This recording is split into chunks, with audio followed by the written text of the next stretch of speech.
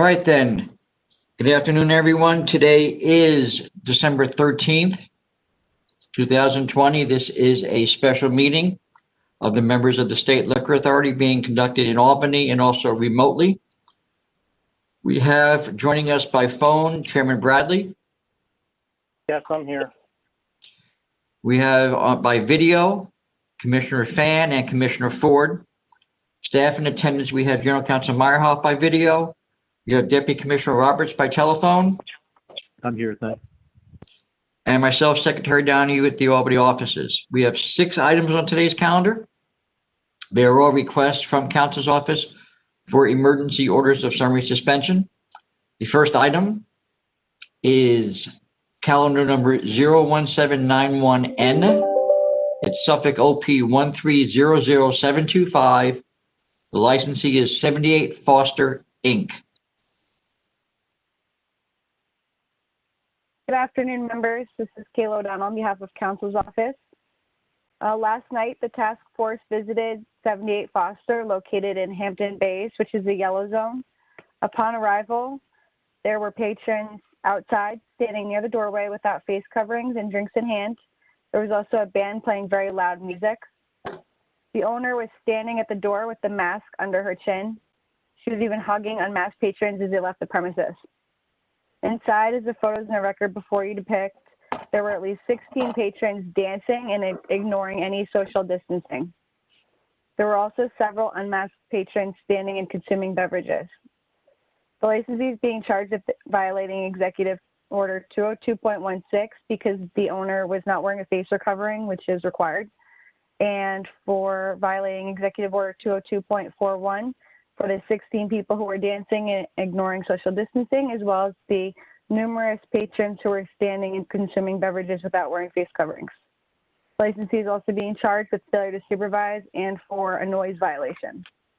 Again, this premises is in a yellow zone.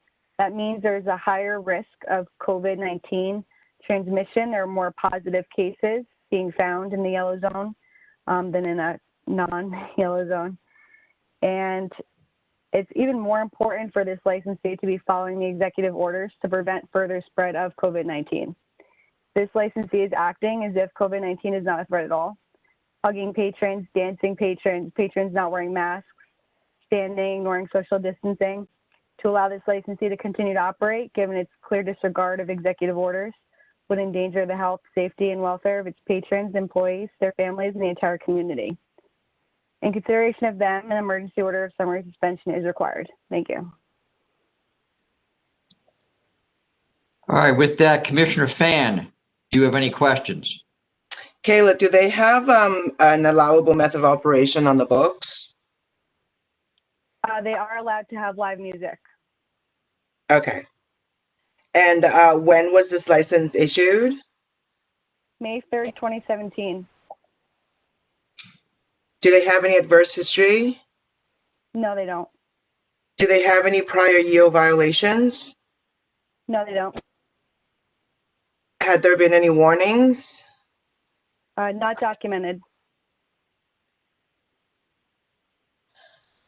Do you have other complaints, like before this incident?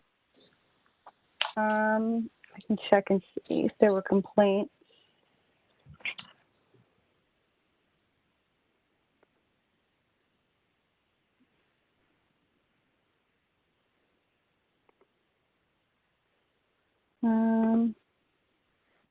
We don't have anything documented here, no. So 16 people dancing, 33 patrons. What's the maximum occupancy? So there was actually, including the kitchen staff, the bartender, the owner, there was a total of 38 people inside. 25% would have been 41. So they were very, very close to being over the 25% allowed. Say that again. How many? What is your max? So they're allowed to have 41 people inside. That would be 25%, which is allowed in the yellow zone. And Okay. they had 38, including the employees and the owner. So they were well over the 25%. No, they were very close to it. They were only 3 short. Oh, okay. The reason we're bringing the case is because dancing has been illegal, whether it was a yellow zone or not, inside premises since March 12th.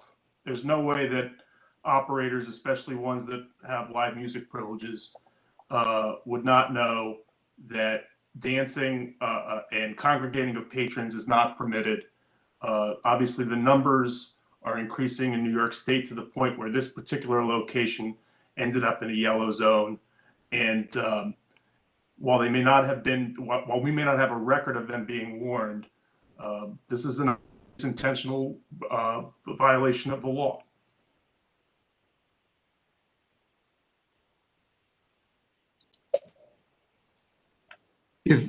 Any other questions, Commissioner Fan?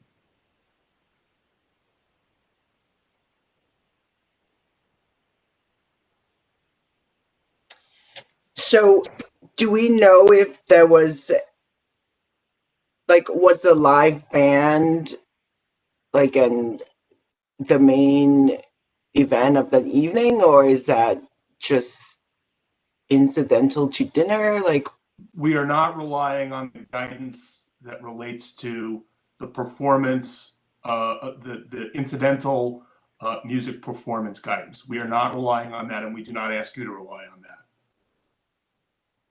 The violations that we are charging and the reason for the suspension is because dancing is not permitted and because of the social distancing violations in the location.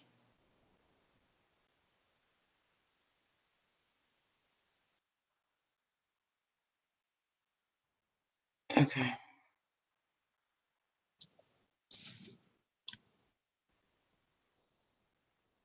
Anything else, Commissioner Fan? No, I don't have any more questions. All right then, Commissioner Ford, do you have any questions? No, Commissioner Fan already beat me to all of them. So I'm good. All right, Chairman Bradley, do you have any questions? I have no questions. All right then, with that, I'll call for the vote of the members. First, Commissioner Fan.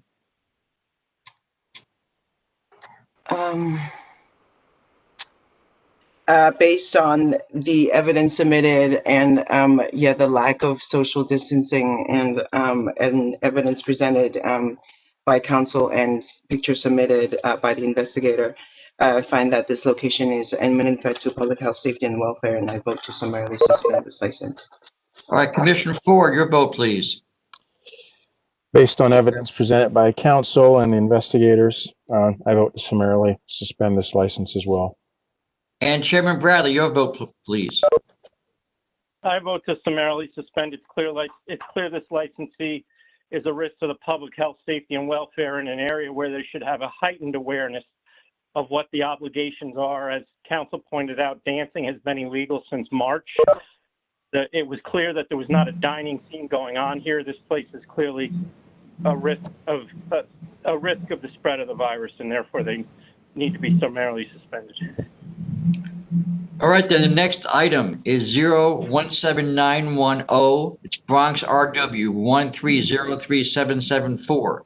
The licensee is 1524 El Carboncito Restaurant, Inc. Thank you. This is Robert Buckley for counsel's office. The connection's already broken twice, so I'll try to be as terse as I can as to the facts of the case. The licensee in question is located on 1524 Watson Avenue in the Soundview portion of the Bronx, which is smack dab in a yellow zone, which, as Ms. O'Donnell expressed, that when a premises is in a yellow zone, that means there's increased metrics in terms of hospitalizations for the coronavirus. So the licensee should have a even enhanced responsibility. An NYPD SLA COVID task force visits location early yesterday, Saturday, December 12th, 2020 at approximately 2:20 a.m. Investigator Cervalli did a brief outside surveillance because the door was locked, as well as there were curtains on the door and black garbage bags on the window, giving some evidence that the licensee may have tried to hide its activities inside the location. An event music could be heard from outside the location, and the task force was only allowed to gain entry once the door was opened by an employee to allow some people to leave, and then there were some people who were lingering outside the location, not social distancing and not wearing face coverings. When the investigators came into the premises, the premise was still open then. This is shortly after 2:20 a.m. It's a relatively small location. The licensee said their capacity is going to be 30. There's no certificate of occupancy. It's, I guess, would be described as a taqueria. The licensee is a restaurant wine licensee, so they can only sell wine and beer. And there's about 6 tables inside the location. In fact, it was so small they were allowed a bathroom waiver. In any event, the investigators saw some patrons standing without face coverings, other persons standing, not social distancing. Some tables are occupied by persons sitting. Again, since it's a yellow zone, there was no more than 4 allowed at a table. They did not violate per se any yellow zone violations, but nonetheless, there were people consuming beer. One table that the investigator spoke to, among the 4 people, none said they had food. And in fact, the kitchen was closed, according to the manager, Sandra Manzanares, who expressed to Investigator Stravali that she was not aware of the 10 p.m. restriction. There's been no drinking allowed at this hour for many, many months since the beginning of the declaration of the emergency in March, let alone drinking without food allowed at 2:20 a.m. in the morning. So clearly the licensee is not properly supervising this location. The licensee, Sebastian Vivar, is a resident of Bridgeport, Connecticut. He does not appear to be at the premises on that day, but either he didn't instruct his employees properly, or the manager who was present did not tell the truth to the investigator as to her being unaware of the restrictions. Employees were not wearing face coverings, as well, not wearing them properly, and a follow-up inspection found extension cords being used for permanent wiring, fire extinguishers not properly inspected or mounted. And again, there was a slide bolt on the front door, which is illegal and dangerous. And since the premises was closed, it just gives rise to an inference that the premises knew what was going on and wanted to lock the door so law enforcement couldn't make an easy entry. So based on all that, their council officers managed the members for emergency order summary suspension. There's been no prior executive order warnings or executive order violations or any violations or referrals whatsoever to the authority regarding this location. The premises was first licensed on August 14th, 2018. So I managed to make it through without the connection being broken. But if the members have any questions, feel free. Thank you, Bob. I just wanted to add that the claim that they were not aware of the restrictions is there's not just I would say it's not just an inference. They've taped a garbage bag to the glass door entrance to their location. They've got a door bolted from the inside. No one operates that way legitimately. They thought they were doing fine. How come the door was locked? It's just the height. It just adds to the concern about the management of the location that they would so willingly and obviously lie to our investigators after being caught serving inside at 2 a.m. in this environment. All right, so with that, Commissioner Fan, do you have any questions? No, I do not have any questions. Thank you. Commissioner Ford, do you have any questions? No, I have no questions. Chairman Bradley, any questions? No, I have no questions. All right, with that, I'll call for the vote of the members. First, Commissioner Fan. Based on the evidence presented by Council Buckley, it's clear that this location is not following the governor's executive orders preventing the spread of COVID-19. This location is therefore an imminent threat to public health, safety, and welfare, and I vote to summarily suspend this license. All right, Commissioner Ford, your vote, please. Based on evidence presented by council, particularly their efforts to conceal what they were doing inside, I find this licensee to be a threat to the public health, safety, and welfare, and I vote to summarily suspend. Chairman Bradley, your vote, please. Based on council's presentation, it's clear this licensee is intentionally violating the governor's executive orders and has therefore become a threat to the public health, safety, and welfare. I vote to summarily suspend. All right, thank you. The next item I have on the calendar is agenda number 01791P, Queens OP 1308741, Palace of Zuli, Inc. Good afternoon, Chairman Bradley, Commissioner Fan, and Commissioner Ford. William Brennan for Council's office. I'm here today to request that the board summarily suspend this licensee for blatantly violating Executive Orders 202.16, 202.41, 202.61, 202.74, failing to allow an inspection, failing to adequately supervise the premises, employment of a felon as a manager, and failing to comply with various safety and fire regulations. The licensee, Palace of Zuli, Inc., has been licensed since May of 2018. The licensed premises is located at 913 Wyckoff Avenue, Ridgewood, New York, in Queens County. On November 24th, the New York City Sheriff Sergeant Canteen visited the premises, which at that time was in the yellow zone, and found it to be operating after the 10 p.m. curfew. The windows were covered with a curtain concealing the activity inside the premises. Sergeant Canteen could hear music and voices inside the premises. An individual opened the curtain, but then ignored the sergeant's request to conduct an inspection.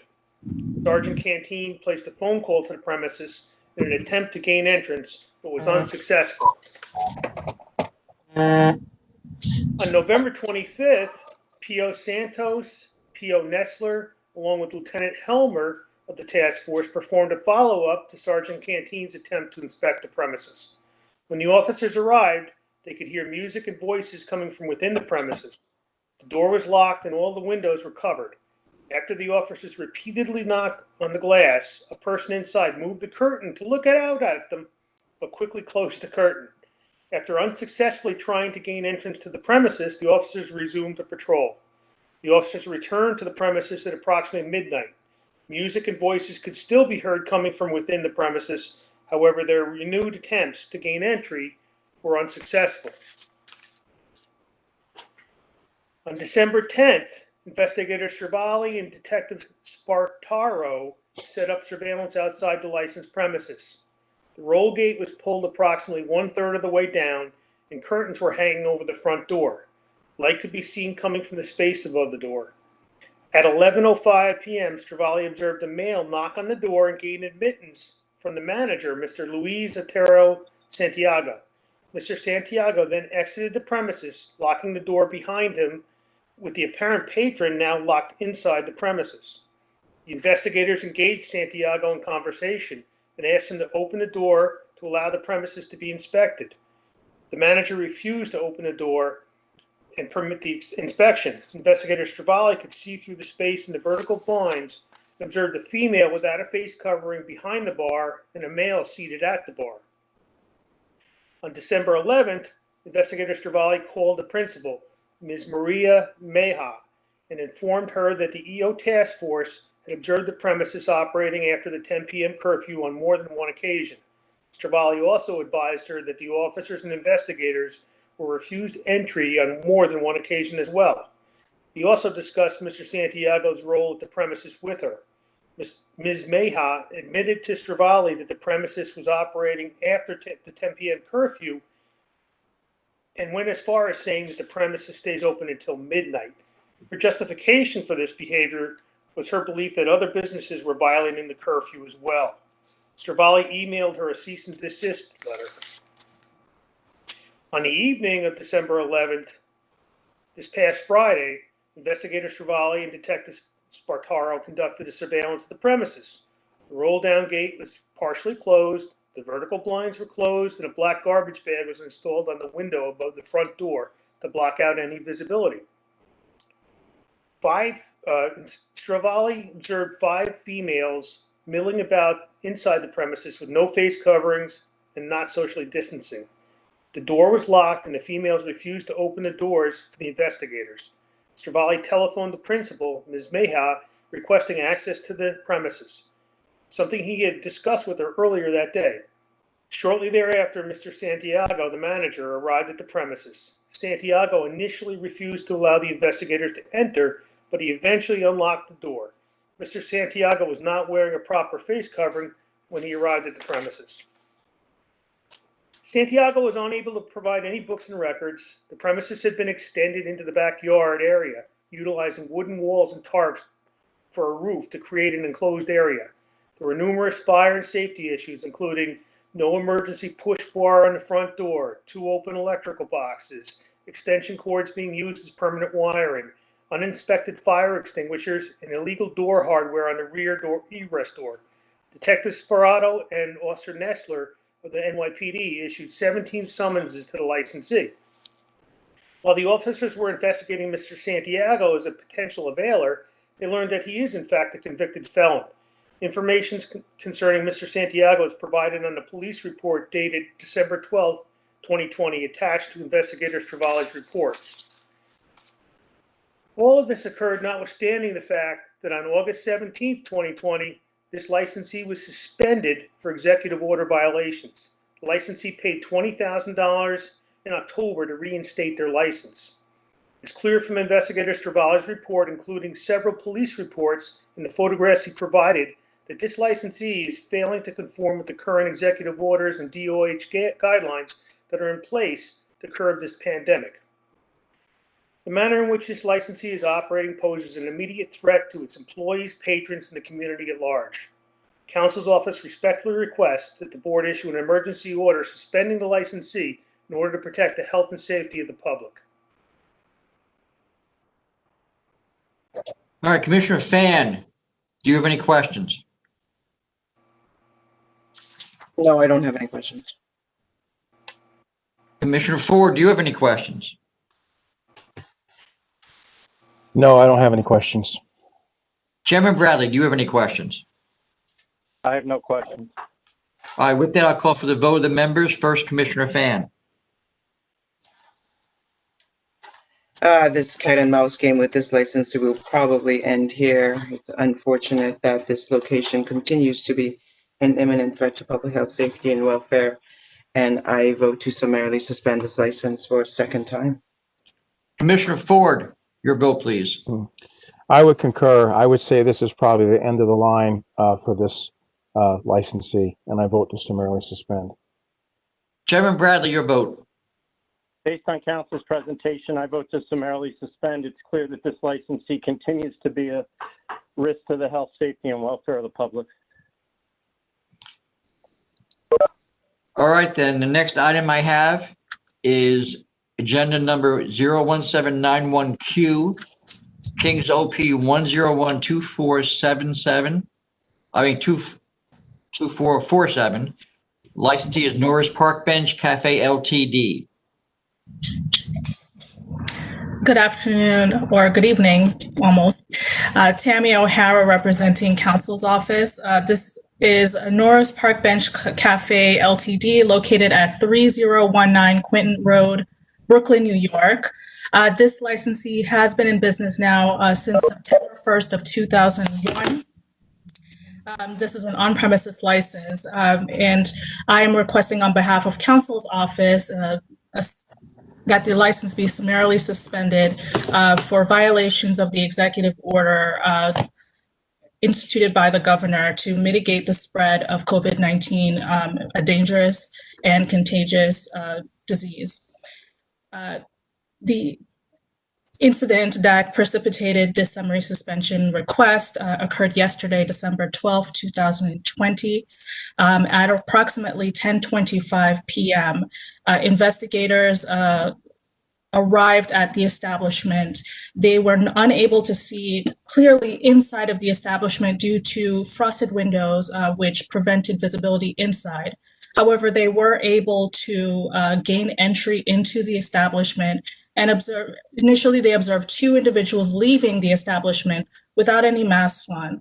Upon entry, they were able to see additional 9 patrons inside, 5 of them sitting at the bar and 4 standing at the bar.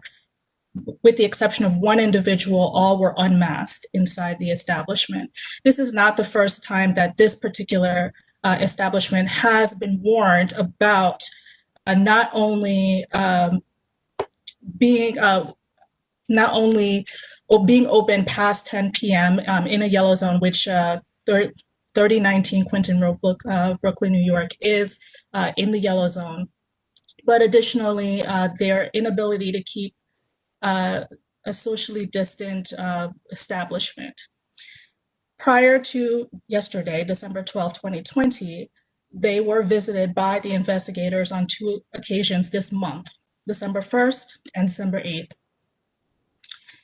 At both times, they observed patrons not socially distancing, not masked, and the investigators did speak with the co-owner of the establishment. And at that time, they were informed that, number 1, they had to be closed at 10 o'clock as of November 23rd of this year. And additionally, that they had to, they should not have people sitting or standing at the bar, that there's no bar service. They continue to not correct the situation. This is an establishment that has had warnings before. Prior even to this particular area going into the yellow zone, there were numerous 311 calls about this particular establishment, and they were warned twice, once in July and once in September. Investigator Stravali, who was a part of the task force team, was able to reach out to the owner this evening. And according to the owner, and I'm going to read off of the email that I received from Investigator Stravali this afternoon. According to the owner, Mr. Thomas Wilson, he apologized and said that he was shutting down. He claimed that the bartender, who he claims is a fireman, took it upon himself last night to stay open past 11 p.m. because some nurses came in and he could not turn them away. The bartender has a sick child and was trying to make some extra money. However, because of the amount of times that they have been warned, Mr. Wilson is responsible for making sure that his bar is being run responsibly and not contributing to the increase in COVID cases in New York State. Based on the history of the establishment, the Counsel's office is requesting an emergency summary suspension of the licensee due to the risk of an increase in COVID cases and the fact that they are unwilling or unable to follow the rules set to prevent an increase in cases. Commissioner Fan, do you have any questions?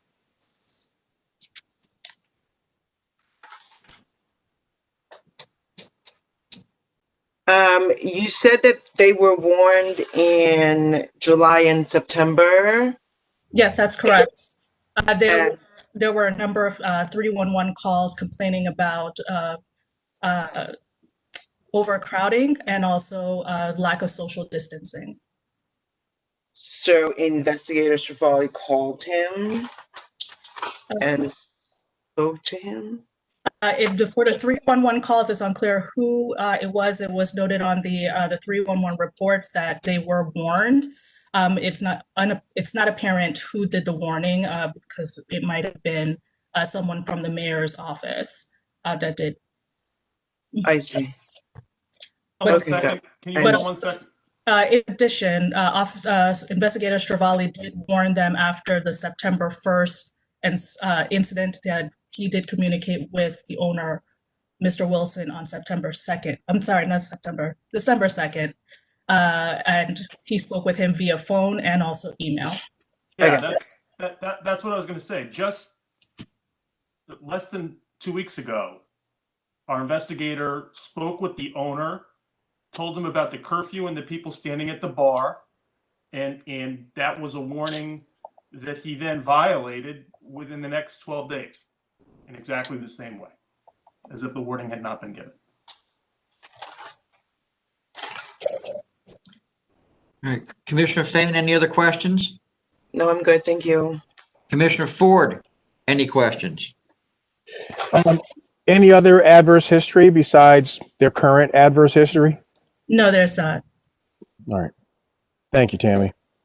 You're welcome. Chairman Bradley, any questions? I have no questions. All right, with that, I'll call for the vote of the members. First, Commissioner Fan.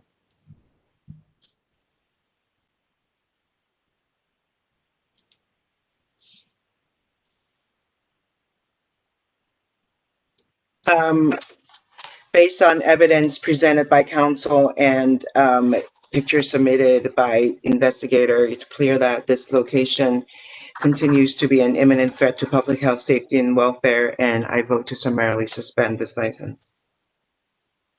Commissioner Ford.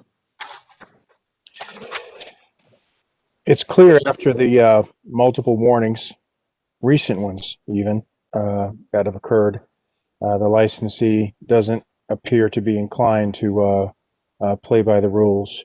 So I will vote to summarily suspend this license as well, based on evidence presented by counsel.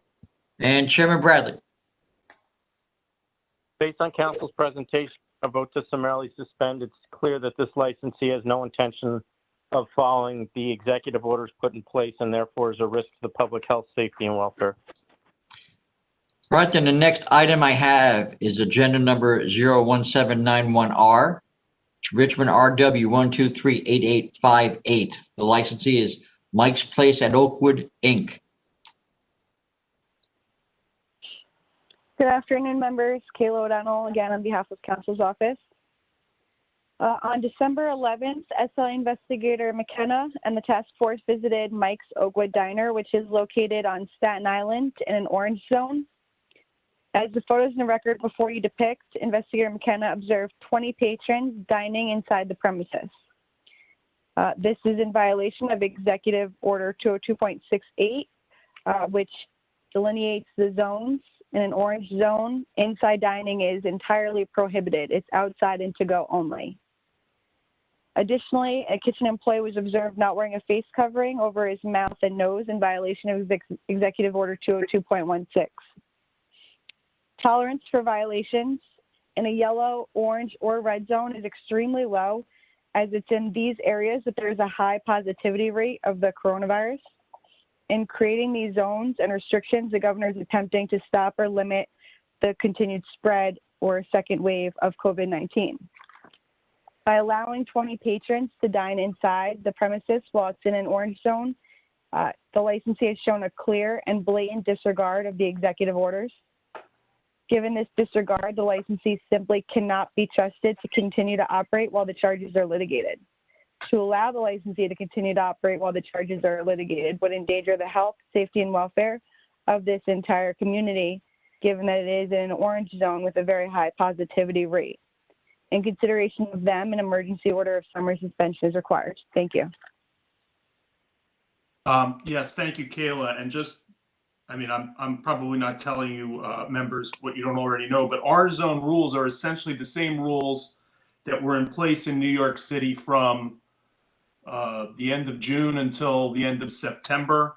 No inside service at all. And they are essentially going to become the rules for New York City in its entirety as of tomorrow, where no inside service will be permitted. Thanks. All right, with that, Commissioner Fan, do you have any questions? How long have they been licensed? April 28th, 2010. And do they have any other adverse history? No. All right. Thank you.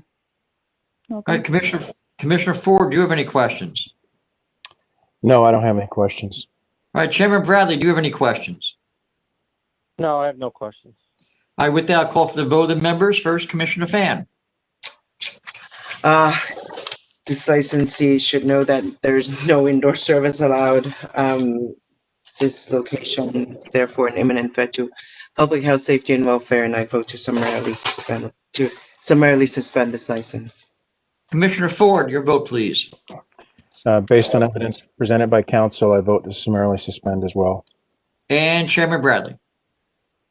Based on the presentation by counsel, I vote to summarily suspend. It's clear the licensee is not following the executive orders, which particularly on Staten Island, being in an orange zone is very well publicized at this point. So they're, in my view, a threat to the public health, safety, and welfare. All right, the next item I have is agenda number 01791S, Richmond OP 1226590. The licensee is McMahon, Inc. Thank you. Kayla O'Donnell again on behalf of counsel's office. On December 11th, SLA investigator McKenna and the task force visited the licensed premises, which is located in Staten Island, which is currently in an orange zone due to a large number of COVID-19 positive cases. In orange zones, inside dining is prohibited. Only outside dining is allowed and to go. This is to try to slow the spread of COVID-19 in the community. During this visit, investigator McKenna observed 6 patrons dining inside the licensed premises in violation of Executive Order 202.68, which is the order prohibiting inside dining in an orange zone. Since this licensee has shown a disregard of the executive orders, especially in a community with a significant risk of spreading COVID-19, which was deemed an orange zone, the licensee cannot be trusted to continue to operate and comply with the executive orders while these charges are litigated. As such, an emergency order of summary suspension is required to protect the health, safety, and welfare of this community. Thank you. All right, Commissioner Fan, do you have any questions? No, I don't have any questions. Thank you, Tom. Commissioner Ford, do you have any questions? Yes, when were they licensed, Kayla? September 3rd, 2010. And any adverse history? Nothing within the last 5 years. In 2011, there was a gambling and purchase from unauthorized source, and they paid paid $2,500 in 2011. Wait, I'm sorry. They paid 10,000 or they paid 2,500? 2,500. Okay.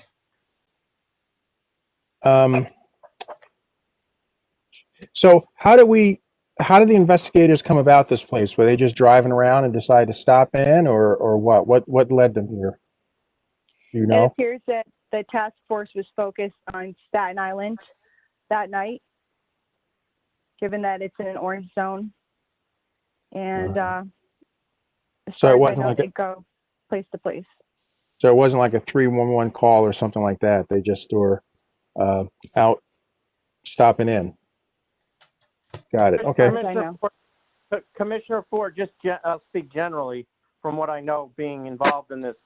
The task force goes out and whatever area they're directed to focus on, the teams focus on that area, but the stops are random unless they're given a direct complaint, which does happen occasionally, but for the most part, the stops are random as they come upon places. Thank you for that clarity, Chairman. I have no more questions. All right, Chairman Bradley, do you have any questions? No, I don't have any other questions. Yeah.